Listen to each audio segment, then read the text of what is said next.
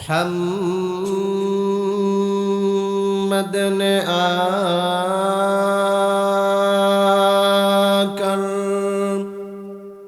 कुफ्र को मिटाया,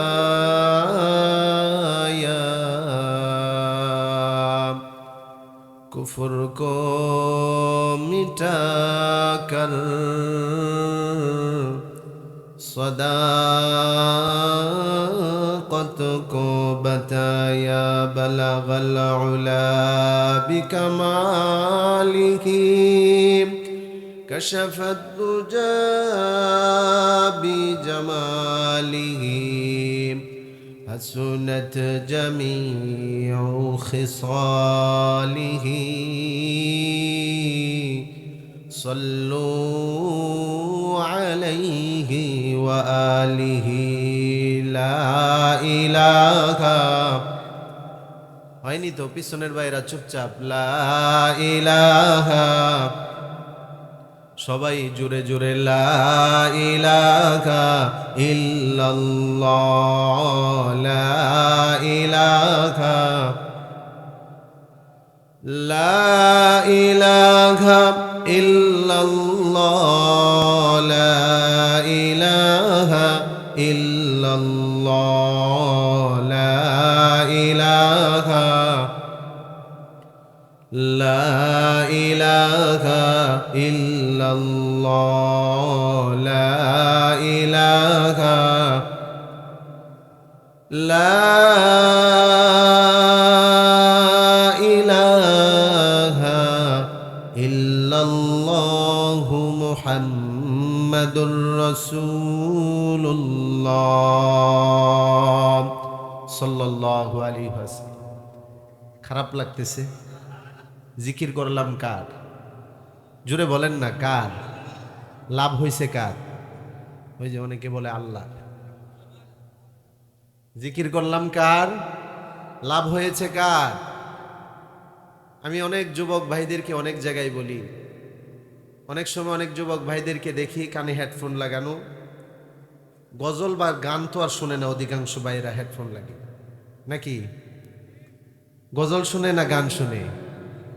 অধিকাংশ ভাইদের ক্ষেত্রে বলতেছি।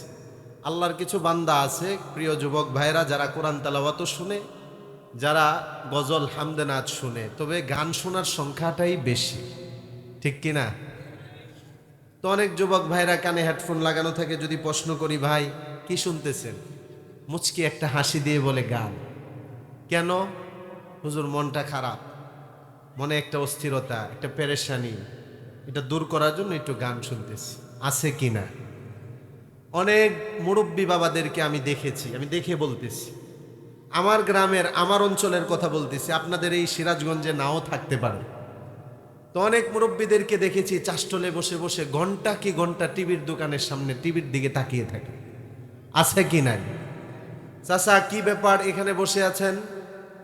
বলে বাজান মনটা ভালো না, তোমার চাচির সাথে একটু ঝগড়া, মনোমালিন্য হয়েছে, মন ভালো করতেছি। এবার আল্লাহকে সাক্ষী রেখে বলেন তো যুবক ভাইয়েরা, এখানে যদি কেউ থাকেন যে মনের অস্থিরতা টেনশন দূর করার জন্য যারা গান শুনেন, ওনাদেরকে বলি। মুরব্বী বাবা যদি কেউ মনে করেন টিভি দেখলে গল্পগুজব আর গীবত শেকায়াত করলে মনের অস্থিরতা দূর হয়, ওনাদেরকে বলি। আল্লাহকে সাক্ষী রেখে বলেন, গান শোনার দ্বারা, টিভি সিনেমা দেখার দ্বারা অন্তরের অশান্তি দূর হয়? জোরে বলেন, দূর হয়?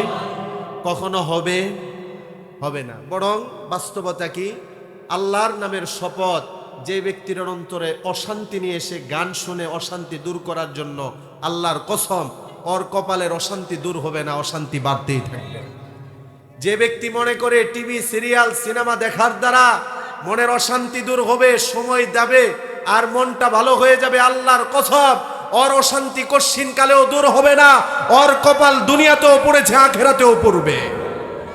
কি করব? সমাধান কি? সমাধান নেবেন আল্লাহর কোরআন থেকে। জোরে বলেন ঠিক কিনা? মনের অশান্তি সমাধান কি? আল্লাহর কোরআন থেকে সমাধান নেন। আল্লাহ কোরআনে মনের অশান্তি দূর করে প্রশান্তি আসার যে আমল, সেটা আল্লাহ কোরআনে বলে দিয়েছে। সুবহান। এজন্য সিরাজগঞ্জের আমার কলিজার টুকরা যুবক ভাইদেরকে বলি, ও যুবক ভাইয়েরা, আমার মুরব্বী বাবাদেরকে আমিও বলি, ও মুরব্বী বাবারা, পর্দার আড়ালের মা বোনদেরকে বলি, যারা জি বাংলার স্টার জলসা নিয়ে পড়ে থাকে, মনের অশান্তি টিভি সিরিয়াল গান শোনার দ্বারা দূর হবে না। যখনই মনের মধ্যে কোনো অশান্তি থাকে, কিছু সময় বসে নীরবে নিবৃতে আল্লাহর নামের জিকির করব। মনের অশান্তি যিনি দূর করে প্রশান্তি দান করবেন তিনি কে? বিশ্বাস হয়? আল্লাহর কোরআন প্রমাণ করে আল্লাহ তাআলা বলেন, আল্লাযীনা আমানু ওয়া তাতমাইন্নু কুলুবুহুম বিযিকরিল্লাহ আলা বিযিকরিল্লাহি তাতমাইন্নুল কুলুব। আল্লাহ বলেন, নিশ্চয়ই ওই সমস্ত লোক যারা ঈমানদার, যারা নিজেকে ঈমানদার বলে দাবি করে, তাদের অন্তরের মধ্যে অশান্তি দূর হয়, প্রশান্তি আসে আল্লাহর জিকিরের দ্বারা। বলেন সুবহানাল্লাহ। যদি কাহারো মনে সংশয় থাকে, সন্দেহ থাকে, এটা দূর করার জন্য পরবর্তী আয়াতের মধ্যে আল্লাহ তাআলা হরফে তানবীহ সংযুক্ত করেছেন। আল্লাহ তাআলা সতর্ক করে বলেন, আলা, এই খবরদার জেনে রাখো, বিযিকরিল্লাহি, আমি আল্লাহর জিকিরে তাতমাইন্নুল কুলুব, তোমাদের অন্তরের মধ্যে অশান্তি দূর করে প্রশান্তি আনতে পারবে। অতএব যুবক ভাইয়েরা, আমি আবারও বলি, গান শোনার দ্বারা অশান্তি দূর হবে না, গান শোনার দ্বারা মনের অস্থিরতা দূর হবে না। মুরব্বী বাবাদেরকে বলি, টিভি সিরিয়াল, নাটক সিরিয়াল, মা বোনদেরকে বলি, দেখার দ্বারা এগুলো অশান্তি দূর হবে না। বরং আল্লাহর কোরআন হাতে নিয়ে বলি, গড়ে গড়ে, সমাজে সমাজে, পরিবারে আজকে যত অশান্তি আছে তার অন্যতম কারণ হলো টিভি সিরিয়াল, নাটক। বলেন ঠিক কিনা? এই জি বাংলা আর স্টার জলসার কারণে আজকে বৌমাদের সাথে শাশুড়ি আর শ্বশুরের সম্পর্ক ঠিক নাই, ঠিক না? এই জি বাংলা আর স্টার জলসার কারণে স্বামী স্ত্রীর সুসম্পর্ক আজকে নেই। এই সিরিয়ালগুলো আর নাটকগুলো দেখার কারণে মা বাবা সন্তানাদির হক আদায় করে না, সন্তানাদি মা বাবার হক আদায় করে না, স্বামী তার স্ত্রীর হক আদায় করে না, স্ত্রী তার স্বামীর হক আদায় করে না। এই কারণে অশান্তি। আমি তো বলি, এই অশান্তি দূর হবে। এই অশান্তির বাক্স দূর করে কোরআন নায়ক, শান্তি নায়ক কিতাবকে যদি জীবনে ধারণ করে, জীবন সুন্দর, পরিবার সুন্দর, সমাজ সুন্দর, রাষ্ট্র সুন্দর হবে। বলেন ঠিক কিনা? জিকির সম্পর্কে আমি আর একটা হাদিস আমি আপনাদেরকে শোনাই, যেহেতু এটা আমার বিষয় না, যেহেতু চলে এসেছে তাই বলি। আল্লাহর নবী সাহাবায়ে কেরামকে বললেন, আলা উনাব্বিউকুম বিখাইরি আমালিকুম।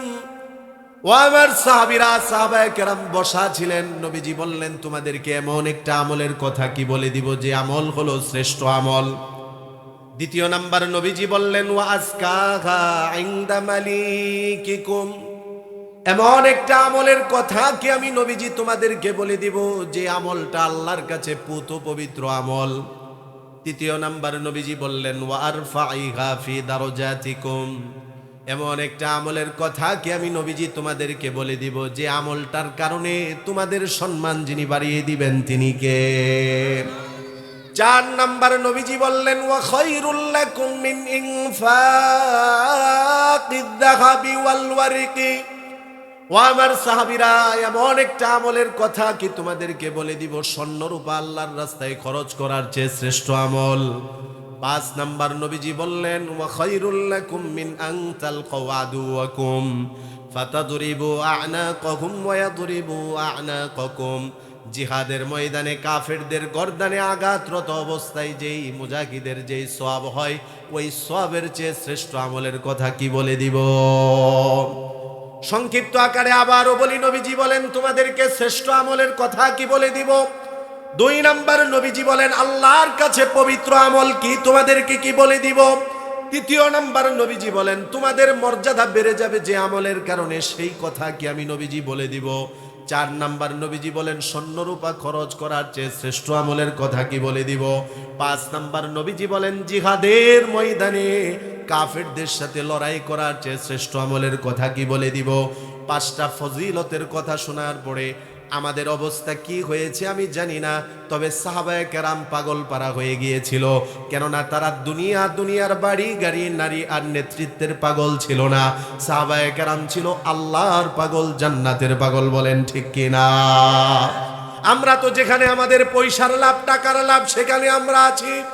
আমি ব্যবসায়ী, যেই ক্ষেত্রে আমার ব্যবসার লাভ হবে ওটা আমি ভালো বুঝি। আমি চাকরিজীবী, যেই ক্ষেত্রে আমার চাকরির ভালো লাভ হবে এটা ভালো বুঝি। আমি একজন নেতা, যেই ক্ষেত্রে আমার নেতৃত্ব বাড়বে সেটা ভালো বুঝি। সাহাবায়ে কেরাম এগুলোর প্রতি লোভ ছিল না, লালসা ছিল না। জান্নাতের প্রতি লোভ ছিল, লালসা ছিল, আল্লাহর পাগল পারা ছিল। সকল সাহাবায়ে কেরাম 5টা ফজিলতের কথা শুনে এক বাক্যে সবাই বলে দিল, বালা ইয়া রাসূলুল্লাহ, ওগো নবীজি আপনি আমাদেরকে বলেন 5টা এই উপকারের কি কাজ, কোন কাজ করলে লাভ পাওয়া যাবে?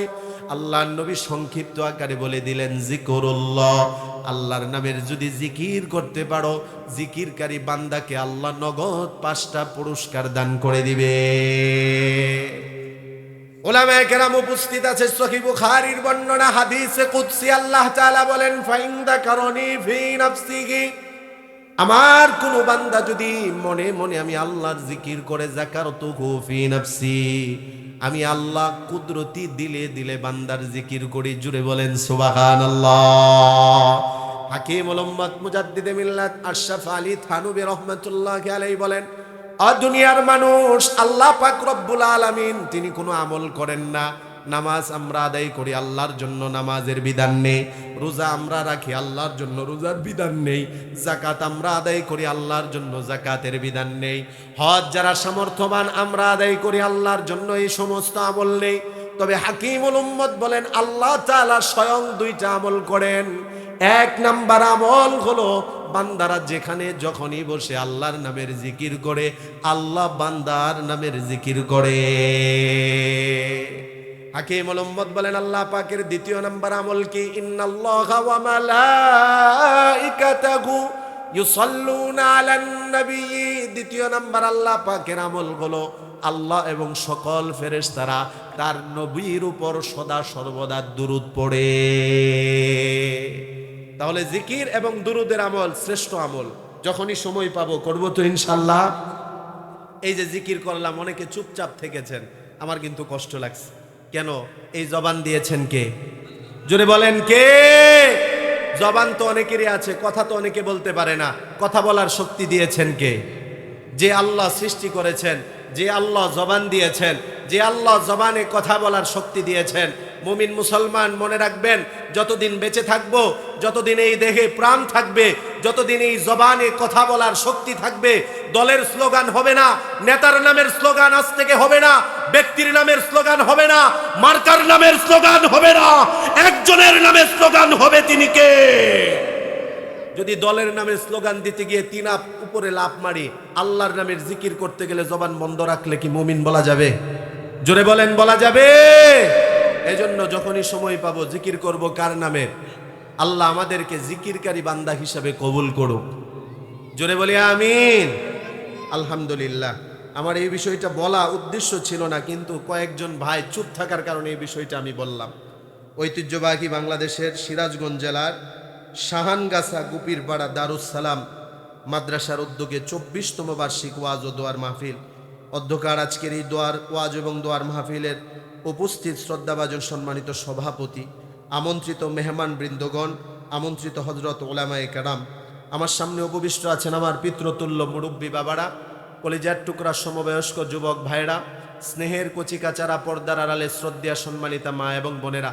মহান আল্লাহ পাক রব্বুল আলামিনের আলিশান দরবারে লাখো কোটি শুকরিয়া যে আল্লাহ মহিয়ান গরিয়ান আমাদের সকলকেই এই অন্ধকারাচ্ছন্ন পৃথিবীর সমস্ত অন্ধকার থেকে, জুলুমাত থেকে, অমানিসা থেকে বের করে রহমতের হাতছানি দিয়ে লাখো কোটি মুমিন মুসলমানের মধ্য থেকে আমার আপনার মতো কিছু নালায়েক ও যোগ্য গুনাহগার বান্দাদেরকে কোরআন এবং হাদিসের মাহফিলে উলামায়ে কেরামের মজলিসে তথা জান্নাতের বাগানে জুমার রাত, এই বরকতিময় রাত্রে আজকে আমাদেরকে আসা বসা, কিছু কথা বলা এবং শোনার জন্য যে আল্লাহ তৌফিক দান করেছেন, আপনারা খুশি না বেজার? কম না বেশি? যে ভাইয়েরা চলে যাচ্ছেন ওনারা কি নারাজ নাকি? আচ্ছা, প্রয়োজনের কারণে যাচ্ছে, আবার চলে আসবে, ঠিক কি না? তো খুশি নাকি নারাজ, কম না বেশি?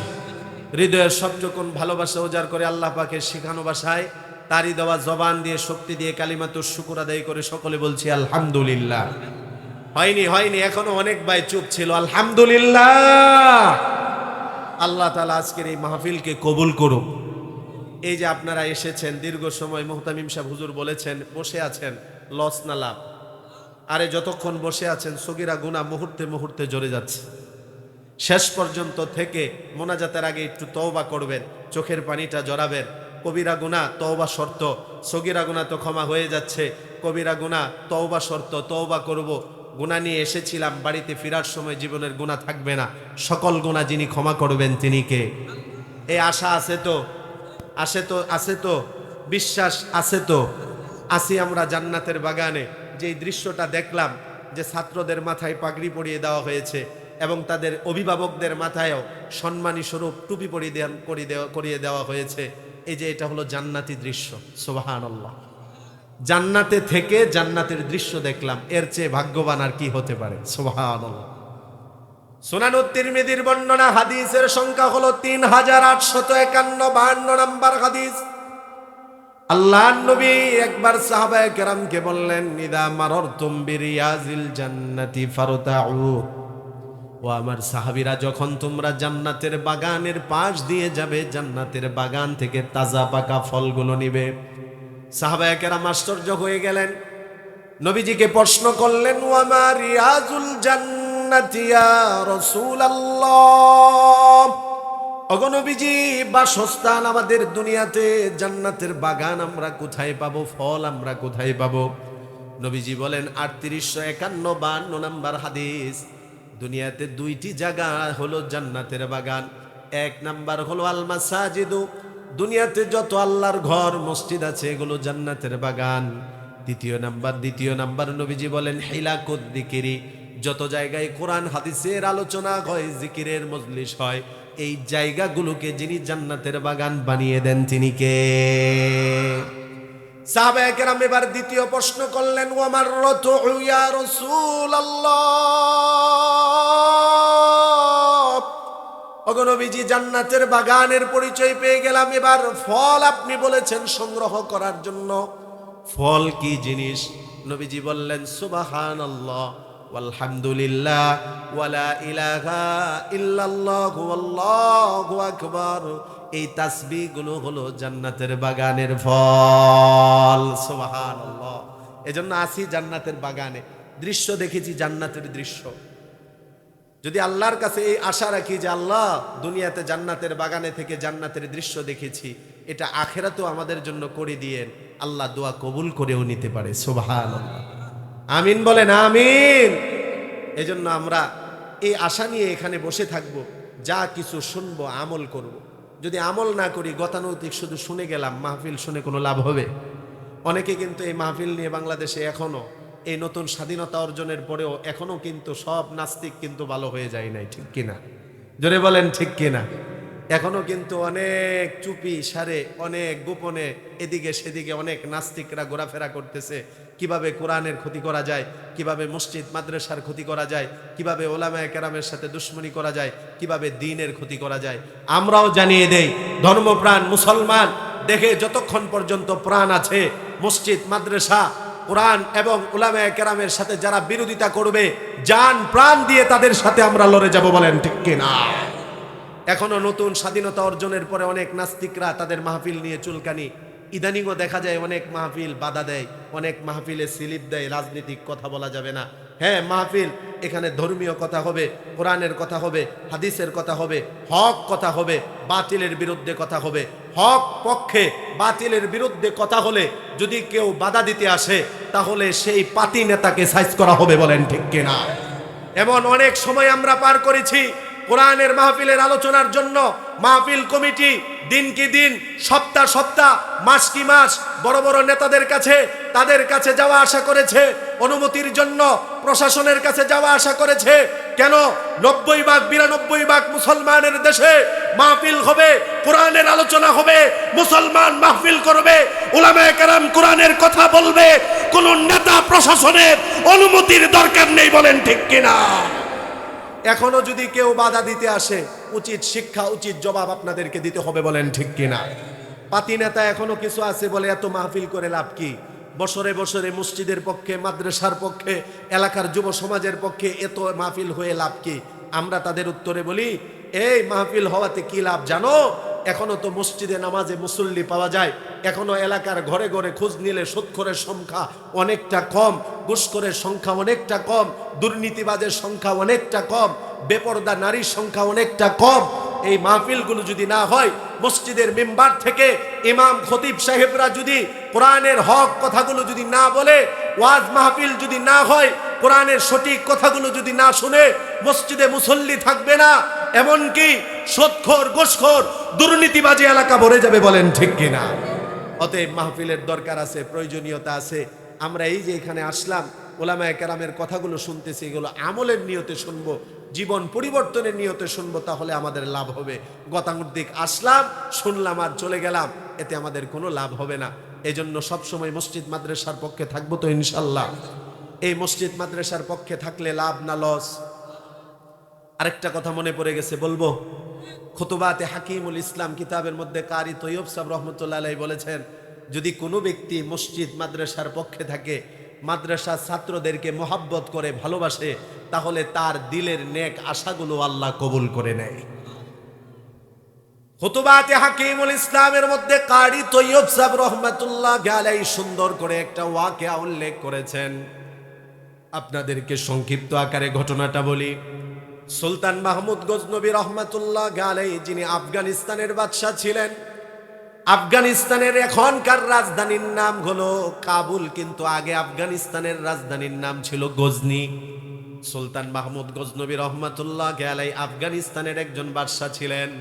তবে আমাদের সমাজের পাতি নেতাদের মতো ছিল না, যে আমাদের সমাজের পাতি নেতা সামান্য একটু যদি নেতৃত্ব পেয়ে যায়, তার ব্যস্ততার কারণে তার আশপাশে যাওয়া যায় না। অথচ এত বড় দেশের প্রধান ব্যক্তি হওয়ার সত্ত্বেও সুলতান মাহমুদ গজনবী রহমতুল্লাহ আলাইহি যৌবনকালের খোঁজ নিয়ে দেখেন, প্রতিদিন 200 রাকাত নফল পড়তেন, বলেন আল্লাহু আকবার। সুলতান মাহমুদ গজনবী রহমতুল্লাহ আলাইহি বৃদ্ধকালেও তিনি প্রতিদিন 100 রাকাত নফল পড়তেন। এত বড় একজন আল্লাহর ওলি ছিলেন। সারাদিন রাষ্ট্রীয় কাজ শেষ করার পরে যখন উনি উনার রাজ দরবারে আসলেন, মহলে আসলেন, আসার পরে দেখলেন তখন তো আর এরকম বৈদ্যুতিক লাইটের ব্যবস্থা ছিল না। ওনার বাড়ির নিচে, হেজেকের আলোর নিচে, উনার বাড়ির বাতির নিচে, আলোর নিচে বসে বসে এরকম মাদ্রাসার ছোট্ট ছাত্র আল্লাহর কোরআন হেফজ পড়ে, বলেন আল্লাহু আকবার। যেই ব্যক্তি দৈনন্দিন 200 রাকাত 100 রাকাত নফল পড়ে, এই দৃশ্য দেখলে উনি কি আর চুপ থাকতে পারে? গোড়ার উপর থেকে তিনি নিচে নেমে গেলেন, ছাত্রটাকে ডাক দিয়ে আনলেন, বাবারে, গভীর রজনীতে, শীতের রজনীতে তুমি এখানে বসে বসে কি করো? কেই বা তুমি এখানে কেন? তুমি কি করতেছ? মাদ্রাসার ছোট্ট ছাত্র সুলতান মাহমুদ গজনবী রহমতুল্লাহ আলাইহিকে ডাক দিয়ে বলে, জনাব, আমি হলাম ওই যে আপনাদের পাশেই একটা এতিমখানা মাদ্রাসা, হিফজখানা, ওই মাদ্রাসার একজন কোরআনের ছাত্র। আমি একজন এতিম, আমি একজন গরিব ছেলে। আমার বাবা দুনিয়াতে নেই, মা আমার গরিব মানুষের বাড়িতে বাড়িতে কাজ করে আমার জন্য কেরোসিনের ব্যবস্থা করে। আজকে কয়েকদিন হয়ে গেল আমার মা অসুস্থ থাকার কারণে কাজে যেতে পারে না, আমার জন্য কেরোসিনের ব্যবস্থা করতে পারে না। আমার সাথী ভাইয়েরা যার যার বাতি নিভিয়ে ঘুমিয়ে পড়েছে। আমার তো কোরআনের সবক মুখস্থ হয়নি, 7 সবক মুখস্থ হয়নি, আমুকটা আমার মুখস্থ হয়নি, আমি কি করব? ঘোরাফেরা করতেছি আল্লাহর কোরআন হাতে নিয়ে, বুকে নিয়ে। কোথায় একটু আলো পাবো, আলোতে আমি আল্লাহর কোরআন পড়বো। ওগো জনাব, আপনার বাড়ির এই বাতির নিচে, এই আলোর নিচে বসে বসে আমি আল্লাহর কোরআন পড়ি, বলেন আল্লাহু আকবার। সুলতান মাহমুদ গজনবী রহমতুল্লাহ আলাইহি কতটা কোরআনের পাগল ছিলেন, কতটা কোরআনওয়ালাদের পাগল ছিলেন, ছাত্রদেরকে কতটা মোহাব্বত করতেন, লক্ষ্য করে শুনেন।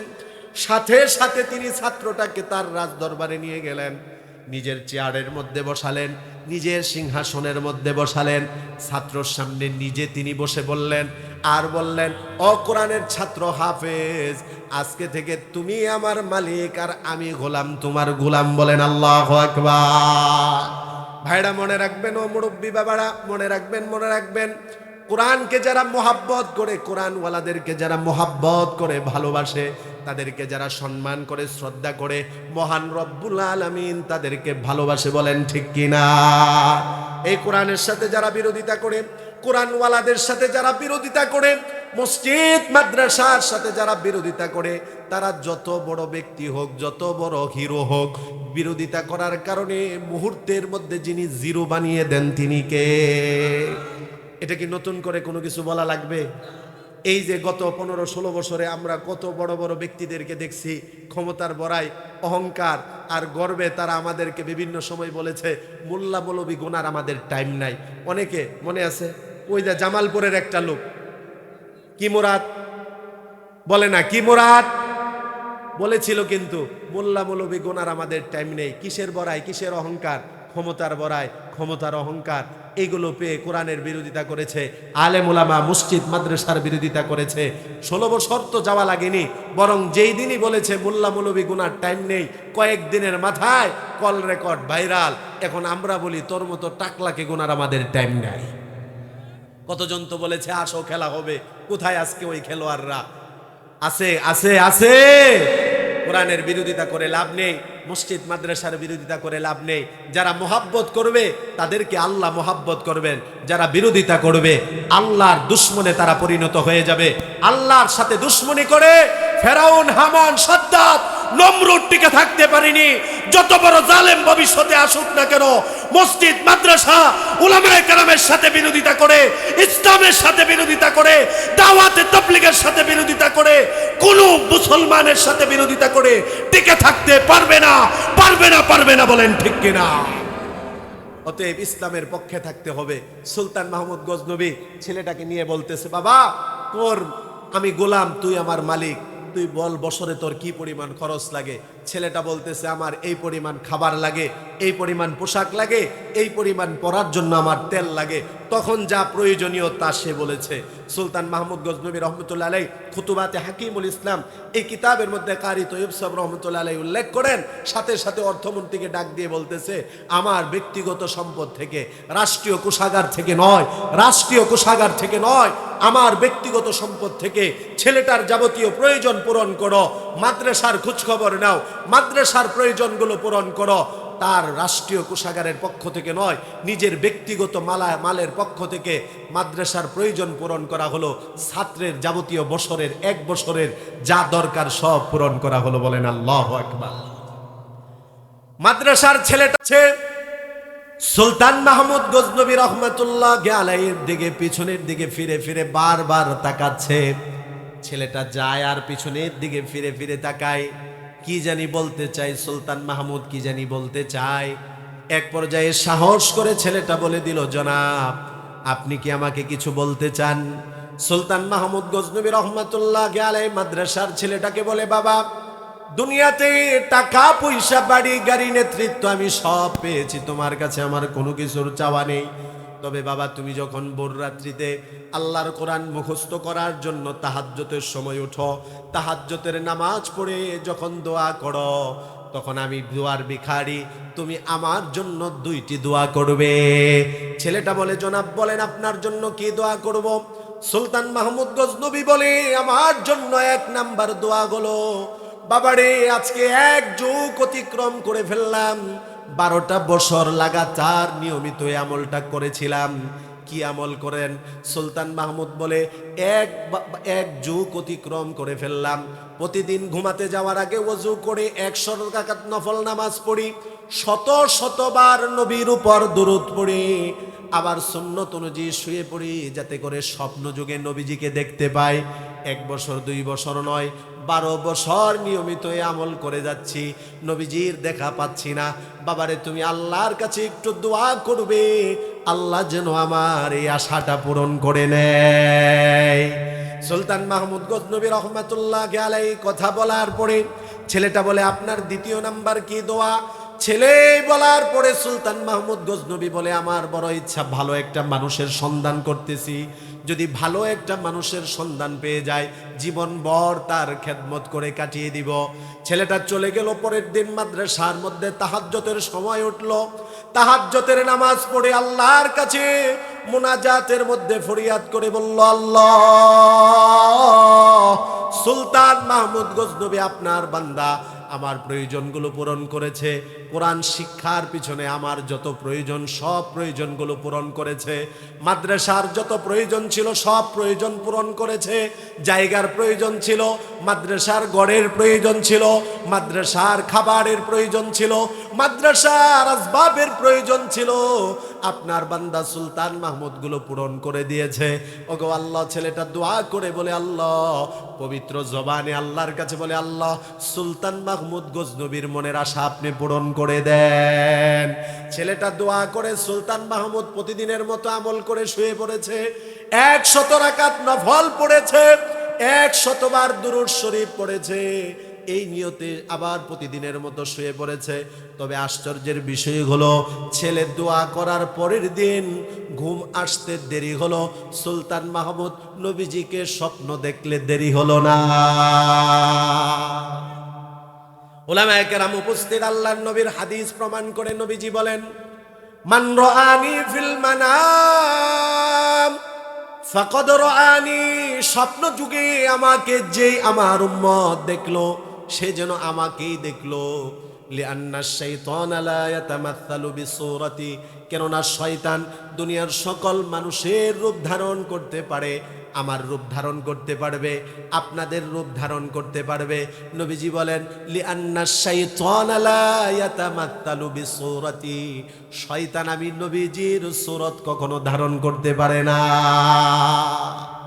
এজন্য নবীজিকে স্বপ্ন যোগে দেখার ইচ্ছা কার কার আছে? আল্লাহর কাছে ফরিয়াদ করে বলি, আল্লাহ,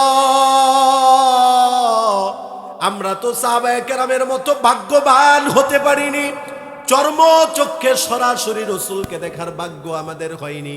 তবে স্বপ্ন যুগে দেখার সুযোগ আছে কি নাই? যুবক ভাইয়েরা, কত কিছু অন্তরের মধ্যে ধারণ করি, লালন করি। কত নায়ক নায়িকাদেরকে, গায়ক গায়িকা, খেলোয়াড়দেরকে দেখার মনের মধ্যে ইচ্ছা জাগে। কত দুনিয়ার সেলিব্রিটিদেরকে দেখার মনে ইচ্ছা জাগে। লাভ নেই, লাভ নেই।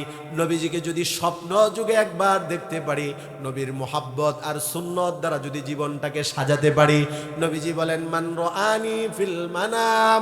স্বপ্ন যুগে যে আমার উম্মত আমাকে দেখলো, ফাকাদ ওয়াজাবাত লাহু শাফাআতি।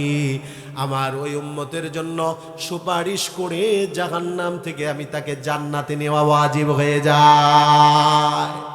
এজন্য যদি দিলের মধ্যে আশা থাকে, নবীজিকে স্বপ্ন যুগে দেখব, মাদ্রাসার প্রতি মহাব্বত রাখবো, উলামায়ে কেরামের প্রতি মহাব্বত রাখবো, ছাত্রদের প্রতি মহাব্বত রাখবো, দান সদকা করতে পারি আর না পারি, টাকা পয়সা দিতে পারি আর না পারি, ছাত্রকে ডাক দিয়ে নিয়ে মাথায় হাত বুলিয়ে বলবো, বাবা, তোর জবান বড় পবিত্র, তুই তোর জবানে সব সময় আল্লাহর কোরআন পড়স।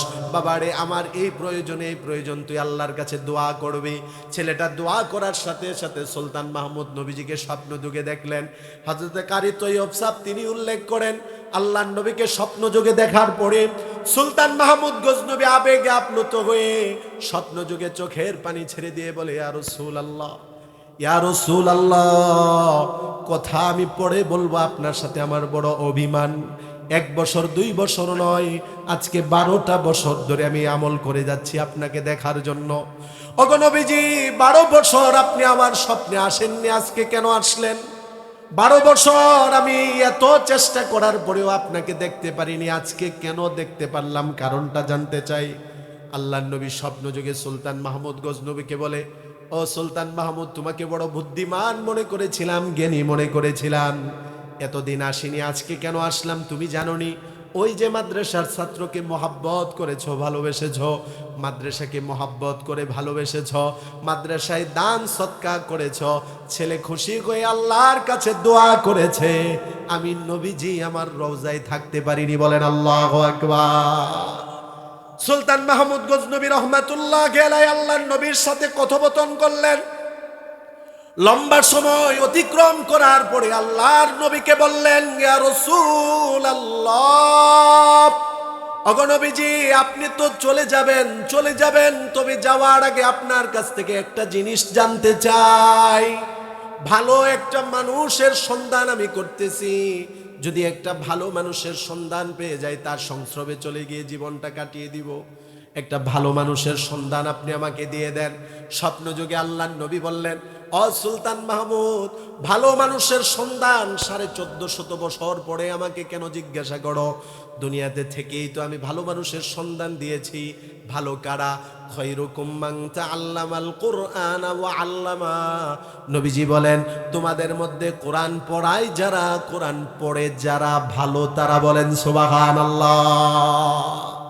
তো ভালো মানুষের সন্ধান আমার কাছে তুমি এখন জিজ্ঞাসা করো কেন?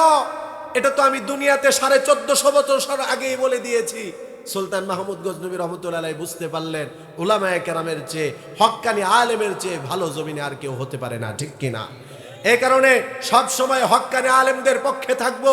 ধর্মীয় দ্বীনি যে কোনো কাজ আলেমদের অধীনে তত্ত্বাবধানে থেকে করব। কোনো ডাক্তার, ইঞ্জিনিয়ার, ব্যারিস্টার তার দিক দিয়ে সে যোগ্যতা সম্পন্ন হতে পারে। ডাক্তার, ইঞ্জিনিয়ার, ব্যারিস্টার ধর্মীয় দিক দিয়ে আলেমের চেয়ে বড় হতে পারে না। এই জন্য এই ফিতনার জমানায় নতুন করে ফিতনা আবার জাগ্রত হয়েছে, নতুন করে ফিতনা আবার লারা দিয়ে উঠেছে। সেটা হলো ইদানিং দেখা যায় ডাক্তার, ইঞ্জিনিয়ার, ব্যারিস্টার দুনিয়ায় শিক্ষায় শিক্ষিত হয়ে কিছুদিন দাওয়াতে তাবলীগে সময় লাগিয়ে আলেমদের চেয়ে নিজেকে বড় মনে করে। মনে রাখবেন, যারা আলেমদের চেয়ে আলেম না হয়ে নিজেকে বড় মনে করে সে শয়তান ছাড়া কিছু না। বলেন ঠিক কিনা? এই জন্য দ্বীন সহ ধর্মীয় সকল কাজ দাওয়াতে তাবলীগ উলামায়ে কেরামের তত্ত্বাবধানে চলবে। কোনো ডাক্তার, ইঞ্জিনিয়ার, ব্যারিস্টারের পরামর্শ চলবে না। বলেন ঠিক কিনা? এই যে বর্তমানে যেই ফিতনা দেখা যাচ্ছে, আমরা 2018 সালে স্বয়ং ইজতেমার ময়দানে আমি ছিলাম। আমি সেখানে থেকে দৃশ্য দেখে বড়ই ভারাক্রান্ত, কষ্ট নিয়ে আমি আজকে আপনাদেরকে বলতেছি, 2018 ইজতেমার ময়দানে আমি নিজে উপস্থিত ছিলাম। আমার মাদ্রাসার উস্তাদ এবং ছাত্ররা উপস্থিত ছিল। কি পরিমাণ নির্মম নির্যাতন ছাত্রদের উপর, কোরআনের হাফেজদের উপর, আলেমদের উপর চালানো হয়েছে, চোখে না দেখলে এটা বিশ্বাস করা যাবে না।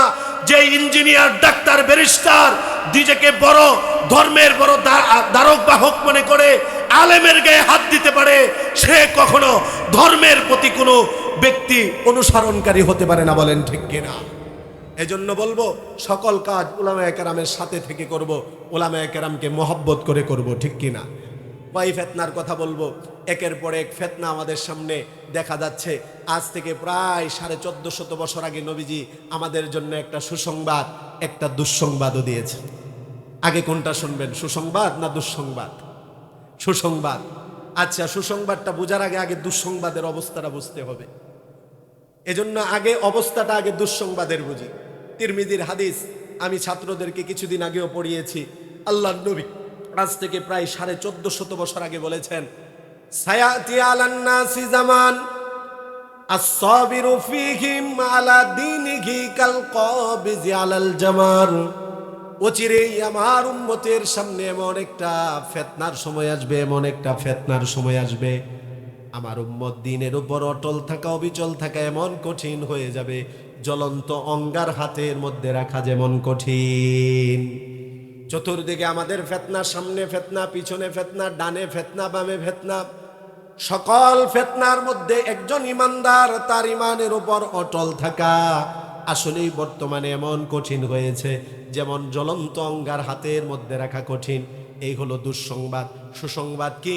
এই ফিতনার মধ্যে জড়িত না হয়ে আমার কলিজার টুকরা যুবক ভাইয়েরা, গুনাহ থেকে মুক্ত হয়ে যারা মাহফিলে এসে বয়ান শুনতেছে, মুরব্বী বাবারা দুনিয়াবি কাজ থেকে মুক্ত হয়ে যারা মাহফিলে এসে বয়ান শুনতেছে, তাদের জন্য নবীজি বলেন, লিল আমিলি ফীহিন্না মিসলু আজরি 50 রাজুলান ইয়ামালুন।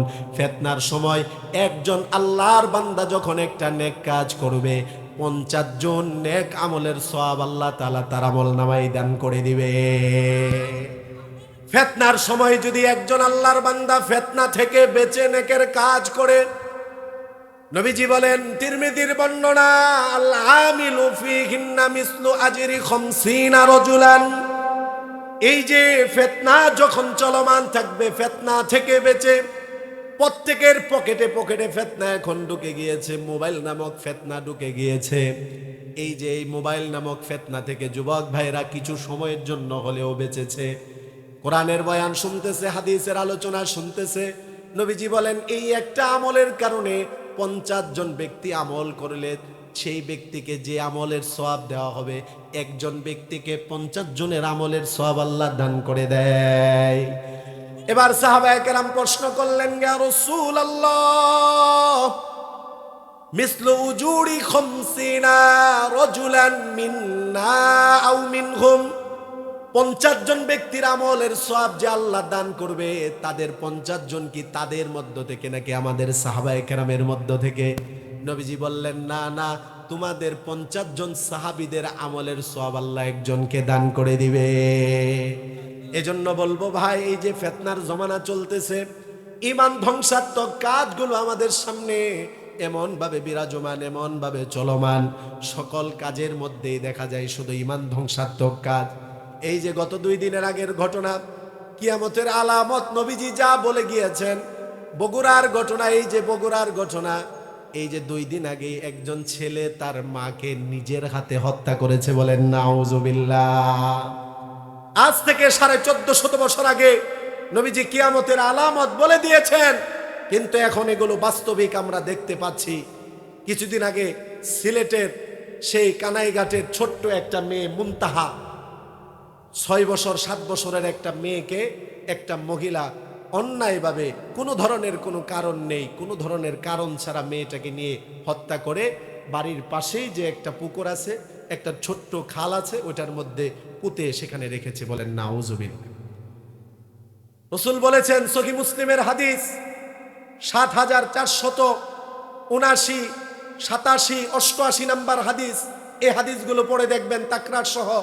নবীজি বলেছেন, সায়াতি আলান নাসি জামান, অচিরে মানুষের কাছে এমন একটা সময় আসবে, লা ইয়াদরিল কাতিলু আলা আইয়ি শাইইন কাতালা, কাতিল যে সে নিজেও জানবে না কেন হত্যা করতেছে, যে মাকতুল যাকে হত্যা করা হচ্ছে সেও জানবে না আমাকে কেন হত্যা করা হচ্ছে। বর্তমানে এটার বাস্তব নমুনা পাওয়া যাচ্ছে কিনা? অন্যায়ভাবে কোনো কারণ ছাড়া সামান্য কারণে মানুষ মানুষকে হত্যা করছে, এটা কিয়ামতের অন্যতম আলামত। বড়ই কষ্ট পেয়েছে এই দৃশ্য দেখে। একটা ছেলে মাদ্রাসায় পড়ে, আলিয়া মাদ্রাসায় পড়ে, দেখতে কত সুন্দর চেহারাটা, সে তার এক মেয়ের সাথে দুঃসম্পর্ক ছিল, সুসম্পর্ক না। বিবাহের আগে অবৈধ যে প্রেমের সম্পর্ক, এটা কি সুসম্পর্ক? এটা কি সম্পর্ক? দুঃসম্পর্ক, অবৈধ সম্পর্ক ছিল। এই অবৈধ সম্পর্ক থাকার কারণে মেয়ের পিছনে কিছু খরচ করা লাগে। এখন সে পড়ালেখা করে, তার কোনো ইনকাম নেই, মার কাছে প্রায় সময় হাত খরচের টাকা নিয়ে মার সাথে রাগারাগি হয়। মাও হয়তো কিছুটা বুঝতে পেরেছিল। একদিন সকালবেলা মার সাথে রাগারাগি হয়েছে, মা টাকা দেয়নি, রাগ করে বাড়ি থেকে বের হয়ে মাদ্রাসায় না গিয়ে আশপাশে ঘোরাফেরা করে এই প্ল্যান করে বাসায় এসেছে যে সে তার মাকে হত্যা করবে। এসেছে, আসার পরে দেখতেছে ছেলের ঘটনা, আসার পরে দেখতেছে তার মা বটি দিয়ে তরিতরকারি কাটতেছে, পিছন দিকে এসে মাকে এভাবে মুখের মধ্যে নাক আর মুখ বন্ধ করে শ্বাসরুদ্ধ করেছে। অনেকক্ষণ মা আর সন্তানের জোরাজুরি হয়েছে, বটি দিয়ে ছেলের হাতের আঙ্গুলও কেটে গিয়েছে। এক পর্যায়ে সে তার মাকে হত্যা করতে সক্ষম হয়েছে। জুড়ে বলি নাউজুবিল্লাহ। এতটুকুই না, মাকে হত্যা করে ওড়না দিয়ে হাত পাও বেঁধে ডিপ ফ্রিজের মধ্যে মার লাশটাকে রেখে দিয়েছে। নাউজুবিল্লাহ। এই যে বগুড়ার ঘটনা, 2 দিন আগের ঘটনা। আজকে আমার সন্তান কি শিখতেছে? আমার সন্তানকে আমি কি শিখাচ্ছি? আমার সন্তান বড় শিক্ষায়, দুনিয়াবী শিক্ষায় শিক্ষিত হচ্ছে, কিন্তু হয়তো আমি তাকে ধর্মীয় শিক্ষা ভালোভাবে শিক্ষা দিতে পারিনি। মা বাবার কদর সন্তানের কাছে কতটুকু, এটা হয়তো আমি আমার সন্তানকে জানাতে পারিনি, যার কারণে এই সন্তান দুনিয়াবী শিক্ষায় শিক্ষিত হচ্ছে, কিন্তু আমার মা বাবার কদর সে বুঝতেছে না। বলেন ঠিক কিনা? মাকে হত্যা করে ডিপ ফ্রিজে রেখে দিয়েছে এবং নিজের ঘরের জিনিস আসবাবপত্র সে ভেঙেছে, যাতে করে মানুষকে বোঝাতে পারে যে ঘরে ডাকাতের হামলা হয়েছে। পরবর্তীতে র্যাবের কাছে ধরা পড়েছে। এটা বলা আমার উদ্দেশ্য কি, আজ থেকে প্রায় 1500 বছর আগে রাসূল যে বলেছেন কিয়ামতের কিছু আলামত, ধ্বংসাত্মক কিছু কাজ, এগুলো এখন দেখা যাচ্ছে। ঈমান ধ্বংসাত্মক কাজ আমাদের সামনে আসতেছে।